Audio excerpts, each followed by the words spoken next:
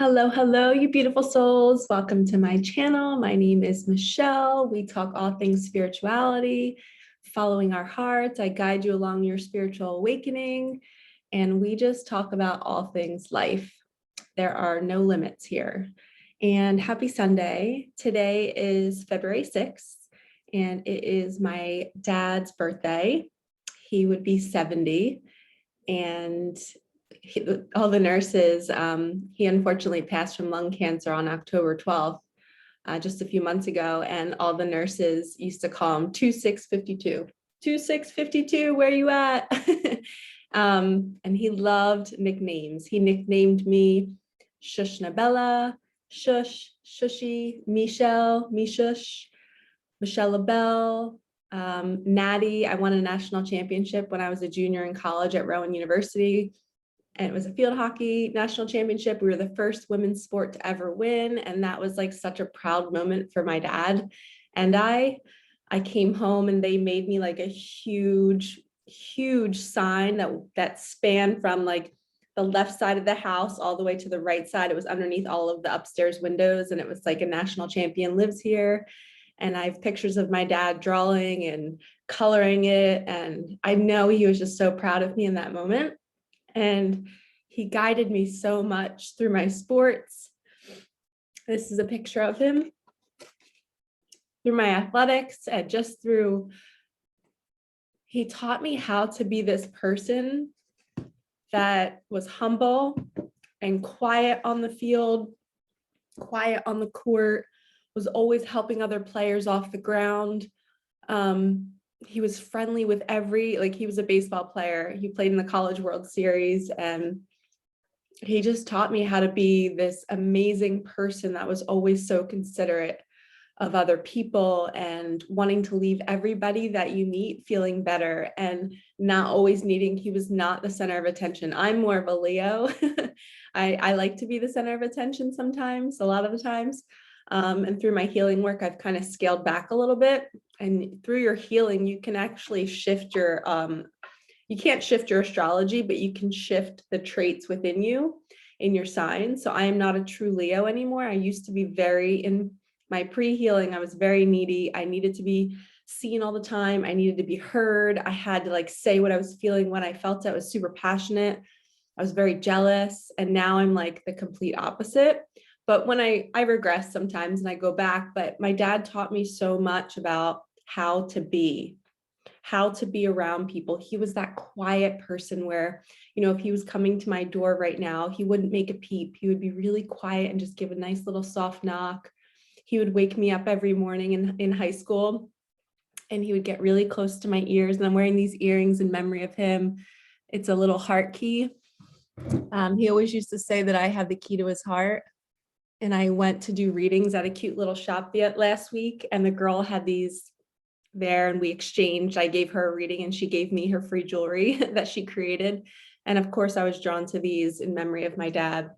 But anyway, he was so soft. He would wake me up in the morning and he would come up to my ear, and he had a mustache. I've never seen him without the mustache. And he would buzz. He would do like a cute little bumblebee buzz in my ears. He'd be like, bzz, morning shush, time to get up, bzz. And he would just like tickle his mustache on my face and my ear. It was like the most wonderful memories waking up with him. And he was also my safety. He was my protection.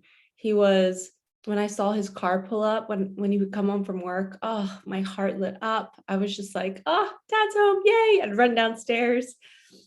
He just was that solid joy in my life. He still is.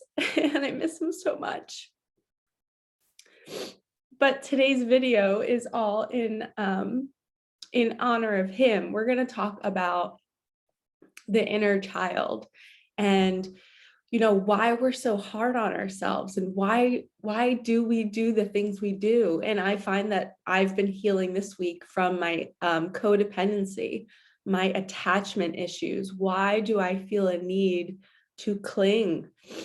As much as I've done the spiritual work and I think I'm very independent and I'm on my own, there's this little girl inside of me that I regress to when there's an opportunity for a new person in my life, or a career change, and I want to grip on to the old way of being. And if it's a new person in my life, or a prospect, like a person I could possibly date, I immediately like want them to be, I want them to feel so safe with me. I want them just to feel like they can totally be themselves.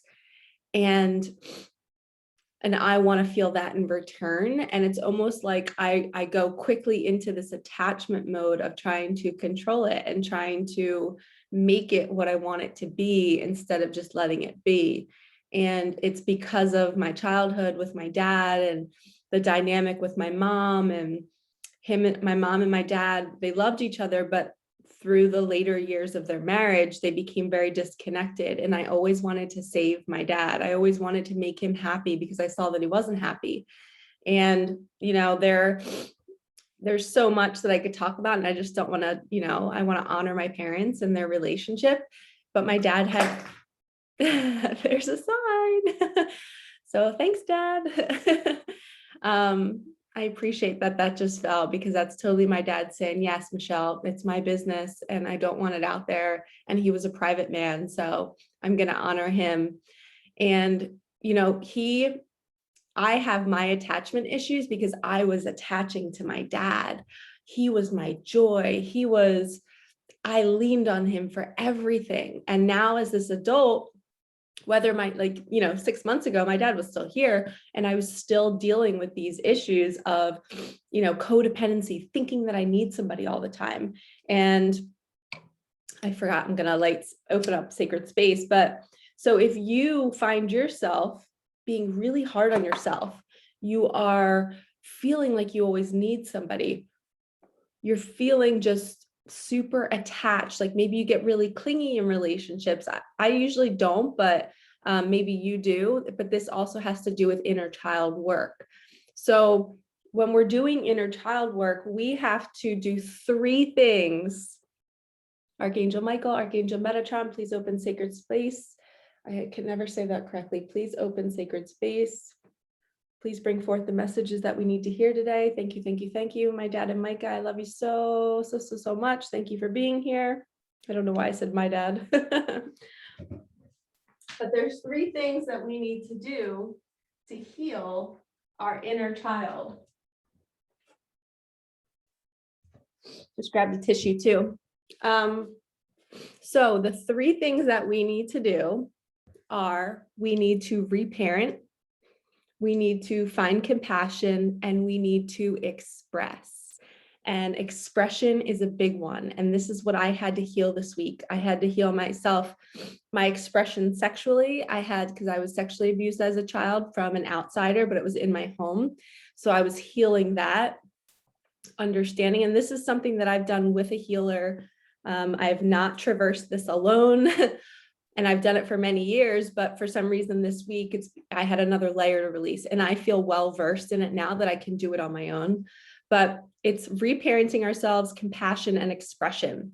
So if we have felt in our adult years that, we're not taking care of our bodies, maybe we're not cleaning our homes as much as we should, we find ourselves not doing the best we could for us.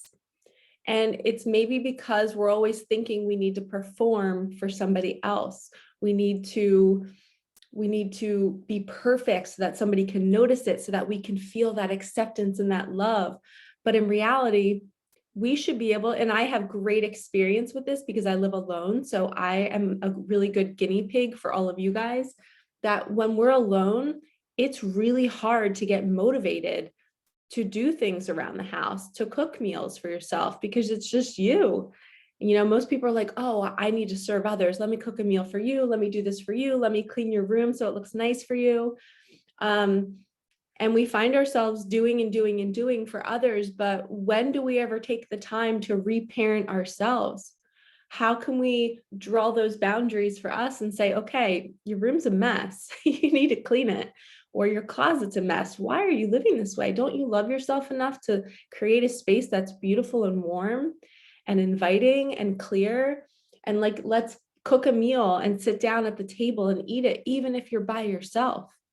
And then if you do have a family, it is so important when you're reparenting yourself to step away from your family and to do this inner work alone, because you got to be able to have some time alone to do it. So if your only alone time is on your drives to work, start listening to some spiritual books, start listening to podcasts, to Audible, to whatever you need to do to start tapping into why you're behaving the way you're behaving. So how I found out I needed to reparent myself was I needed to start taking action in my life. For so long I was, sleeping on a bed that was hard and uncomfortable. And I was just like, why am I putting up with this? I deserve a better bed. If it was my parent would be like, Michelle, you need a better bed. Let me buy you one. Like, we have to start, here's what I want you guys to do. Pull yourself out of your body and then stare at yourself. So Michelle is looking at Michelle right now, right? We're two-dimensional. And she's telling me, she's watching me get into bed every night so uncomfortable. And she's like, Michelle, why are you putting up with this? Why are you settling? Get your ass to the store tomorrow and buy a new bed that makes you feel good. Buy sheets that feel good on your feet and on your hands. Buy food that feels good, that is going to make you feel good. Start going out and watching a sunrise or a sunset. Start doing things for her. You reparent yourself. You start nurturing yourself the way your parents maybe didn't nurture you, or the way they did, and you're just still expecting that from somebody else. So if you're in a partnership and you're expecting, period, just expecting, you're going to lose. You're going to feel a void. We cannot ask somebody else to fill our cup up.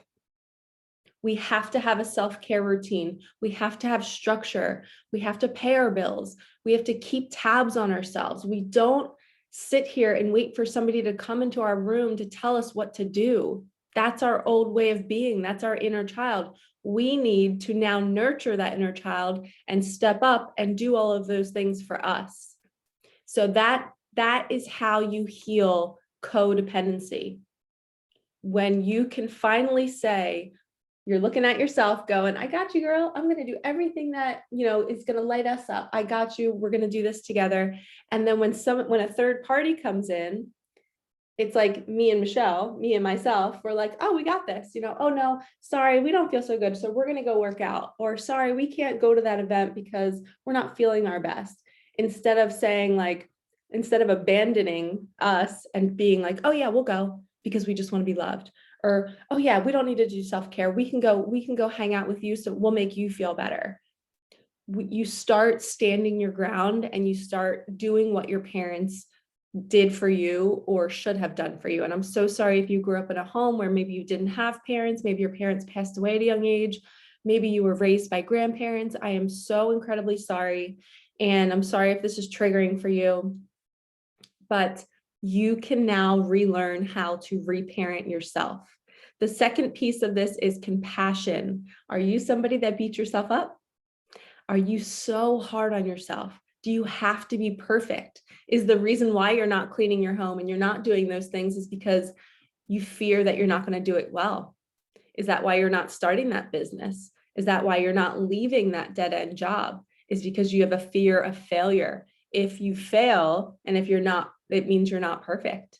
And guess what that means to your inner child? That means you will be neglected, you will not be loved, you will not be accepted, you will not be nurtured. And where does that leave a little inner child? Curled up in a ball, not wanting to move. So that's why as humans, we don't leave situations. We fear the judgment, we fear the failure, we fear everything all at once, and it paralyzes us. And I'm so grateful that I am me right now. I'm having compassion for my inner child right now, that I have done the work. I have sat down and observed all of this in my own experience. And I am here to help you unpack it and figure out why you're doing what you're doing. Believe me, I still regress. I often go back to my inner child who wants to be nurtured, who wants to cling, who wants to, obsessively figure things out, who doesn't want to take action in her life because she's so scared that she'll fail. And being a perfectionist was a big part of my dad's life. He was such a perfectionist. He also, we found out later after he passed, that he was like, he held on to everything. He kept every note we ever wrote him. He had paperwork from his job like piled up in the basement, but guess what? It was perfectly organized. Everything was dated. He knew where everything was. He had like tax documents for 15 years ago, 30 years ago. And he's staring at me right now. I love him so much.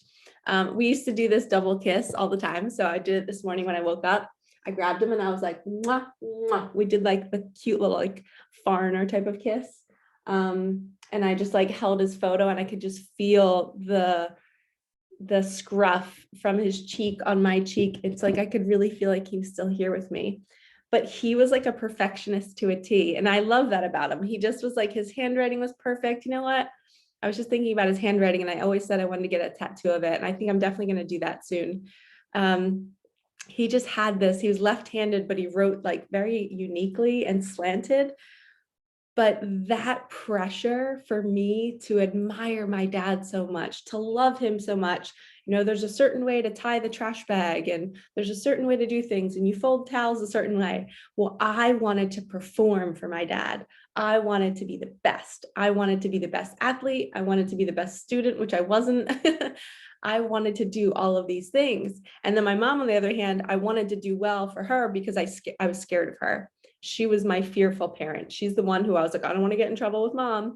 So I have those two pressures. One, I have to perform to be loved, to feel the joy. If I don't perform and if I'm not perfect, then my dad's not going to give me that joy and that love, which was false, but that was what I believed. And then there was this, oh no, I'm going to get in so much trouble if I don't do this. So I had two avenues of needing to be perfect for two different reasons. And that has lingered in my adult years. And thank God for the healing journey and Reiki and my mentor, Anna. We've unpacked all of this. And I feel so free now that when I'm putting away dishes in the dishwasher, the old Michelle would panic if I didn't put it the right way. And I would just feel like an inner tenseness when I was doing it. And now I just live my life so freely that I like things to look nice, but it's just to bring me joy. There's no fear that something bad's going to happen. So the compassion piece is, where are you being a perfectionist in your life? And how can you see why? Oh, wow, I did that and that and that because of childhood, because I feared that I would get in trouble, or I wouldn't be perfect, or I wouldn't be loved. And then how can I rewire my brain to say, no, I don't need to do that now.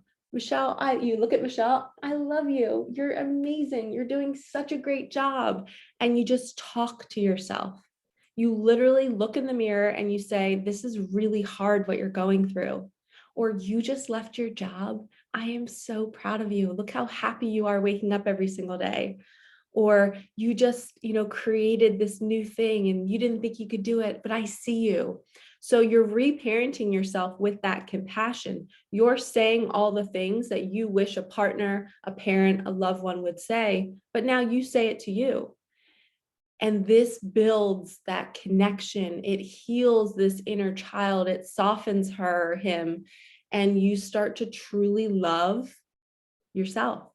You love yourself that you're staring at, because you can see the road that you took to get where you're at today. And you can see that every decision you made in the past was perfect. You did not do anything wrong. There was no mistakes. Everything, you were doing the best you could with what you had. And now that you're healing and you're having this awareness, you know better, right? So the last part of this, before we pull cards, of healing the inner child, so we have reparenting, we have compassion, talking to ourselves, is expression. So you know how when kids get off the bus, right? They come home from school, their parents aren't home yet. As soon as the parent walks in the door, they're like, Mom, this happened and this happened, da, da, da, and they just start expressing themselves. Some kids don't. Some kids are very, very quiet, and that's another reason of how they need to heal the inner child, is they need to learn to express. They need to open up their chest, open up their throat chakra, and just speak. And they might have fear of speaking their truth and expressing because somebody was not there to listen to them. Somebody was not wanting to hear what they said. Somebody was shushing them and telling them to be quiet, like, you're bothering me, go away. So now they've inherited this habit of, I'm not going to say anything. And that is really hard to break out of, but it's possible. You just need somebody to walk into your life and to teach you how, and to hold safe space for you, to let you know that if you do speak, somebody might want to hear it. Somebody can't wait to hear what your voice sounds like. Somebody can't wait to listen to you for 2 hours. They want to hear you. The people that you grew up with might not have wanted to, but somebody else does. And you have to learn in this lesson how to want to hear yourself, how to want to hear yourself. You need to express and have that conversation with you. So when that child comes home and maybe they're overly expressive and they're, oh, Mom, look what happened here, da, da, da. We have to stop doing that in our adult lives. We have to stop going around and just saying what's on our mind for the overly expressor. We have to like chill out and realize, I don't need to share this with everybody to feel loved, or for it to be validated, or for me to be validated. I can sit in my own chair, on my couch, in my car, in the bathtub, and I can express what happened during my day to me. I can replay it. I can celebrate it. I can find joy in it, and I can love it without having to tell anybody else.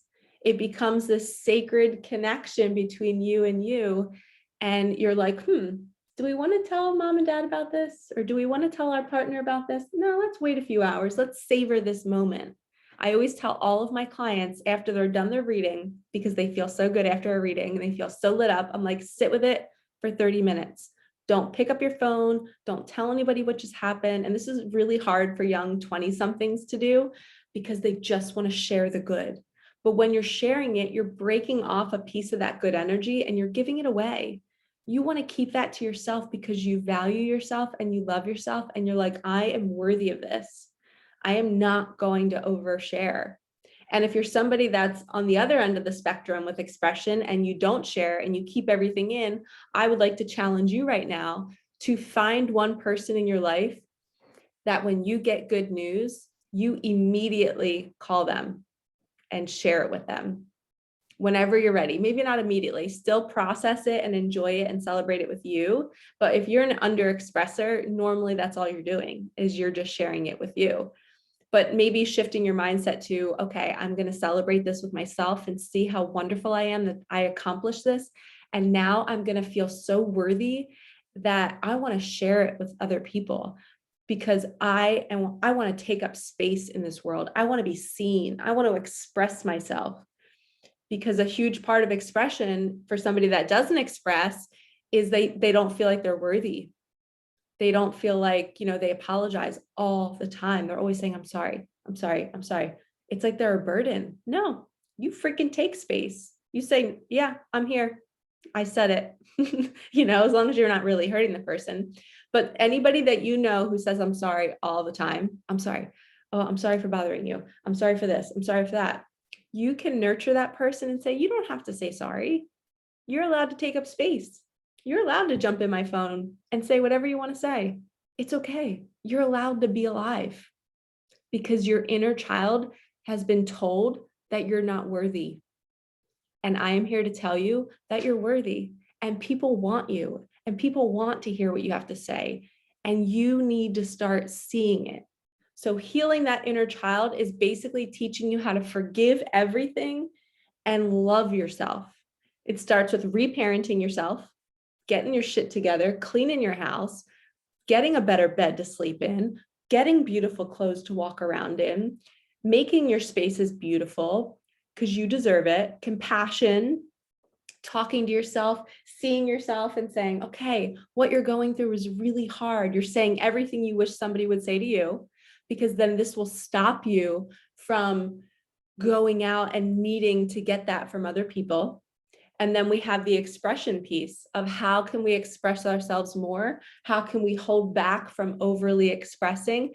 And it's finding that seesaw balance of, okay, This is my homeostasis right here. I get good news. I sit with it for 30 minutes, and then I find people that value me and that will celebrate me, and I only share it with those people. Check your audience, everyone. Do not share it with people who are going to give you the little bit of, that really wasn't that great, or you could do better.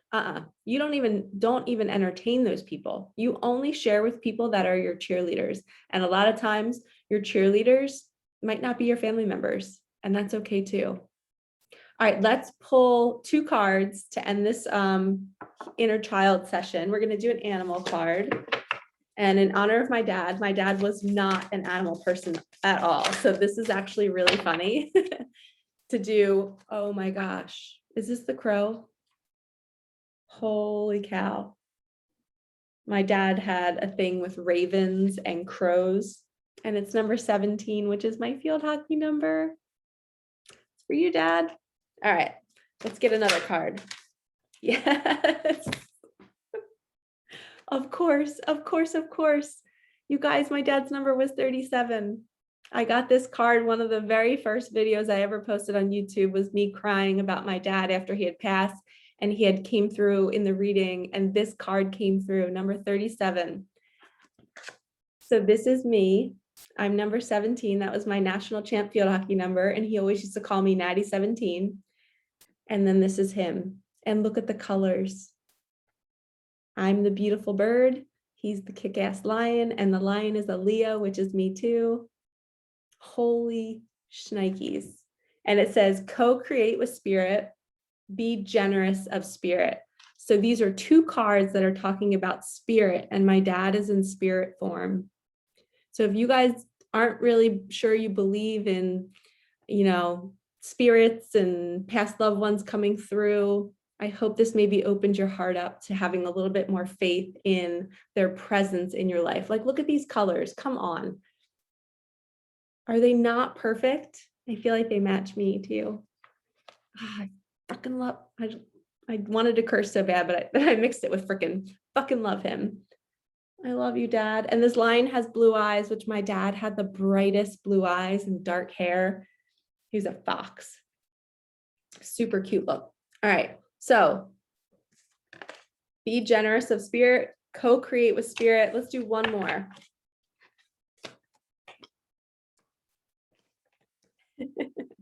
Hummingbirds, number 34. Hummingbirds are always a sign that a loved one is with us. Cardinals and hummingbirds are 2 birds that are always, always, always an indicator that your loved one is trying to say hi to you. So hummingbird also could mean listen for music. Your loved ones might be sending you messages through music. So also the inner child, get out there and play and fly around and sing and dance and have fun today. Learn to be compassionate. I'm going to leave you with this final message. One of the best activities my mentor ever had me do to heal my attachment issues, me thinking that I always need somebody to do something for me, to be in my life, just being scared to be alone. And also being so hard on myself. This is the key to healing it. You pretend like you can see the version of yourself where you felt the most broken in your life. You felt the most neglected, the saddest, just so sad for your little version of you. So for me, it was around 5 or 6 years old. And I imagined my little 5 or 6-year-old Michelle in a corner crying. I go over to her, I kneel down, I get on her level, I grab her, I turn her around, I say, you are adorable. I love you so much. I am now going to be your caretaker. I'm going to take care of you. We're going to go everywhere together. We're going to go to the park. We're going to go to the store and get some food. We're going to put on music and we're going to dance together. And for the rest of your life, little one, I am going to be your parent. I am going to love you. And that is what's happening when I do this. When I say that other version of me is staring at me, this is adult Michelle and this is inner child. And we now have this bond. And I told her in that moment, I love you. I'm going to protect you. We don't need anybody else, but we can want somebody else and we can allow love. We can allow somebody else to come hug us. and we can allow that third party, like I talked about, to come in and join us, but we stay true to us.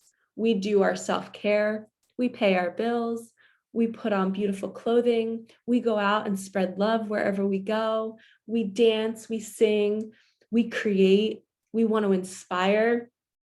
And when you finally get down to that level with your inner child at the most broken time of their life, and you tell them that you are their protector and you're going to reparent them and you're going to love them, you are healing that piece of you that has been yearning to be seen and to be heard your whole damn life. And when you do that, something clicks inside of you and life becomes better. You finally feel like, I got it.